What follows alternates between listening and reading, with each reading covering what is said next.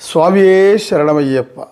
అయ్యప్ప దీక్షలో ముఖ్యంగా స్వాములు తెలుసుకోవాల్సిన విషయం ఏంటంటే గురుస్వామి అనగా అయ్యప్ప దీక్షలో చాలా ప్రాముఖ్యత ఉంది. ఎందుకంటే ఒక కన్యస్వామి లేకుంటే అయ్యప్ప స్వామి శబరిమలలో లేడు.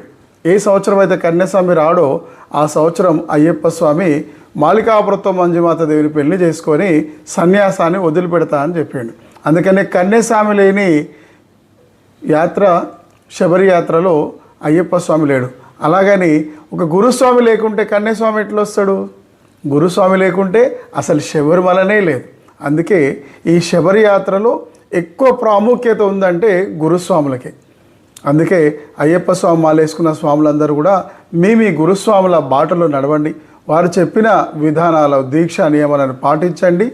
మీ దీక్ష సఫలమవుతుంది, మీ యాత్ర సఫలమవుతుంది, మీ జన్మ ధన్యమవుతుంది. అందుకనే అయ్యప్ప దీక్షలో ఎంతో ముఖ్యమైన విలువ మన గురుస్వాములకు ఉంది.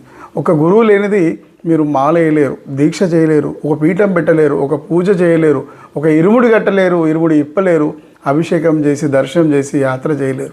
అందుకనే మీ అయ్యప్ప స్వామి దీక్షలో మట్టుకు మీరు గురువుకు ప్రాముఖ్యతనివ్వండి. గురువు దగ్గర తెలియని ఎన్నో విషయాలను తెలుసుకోండి. మీ జన్మ ధన్యం చేసుకోండి. ఓం శ్రీ స్వామి శరణమయ్యప్ప.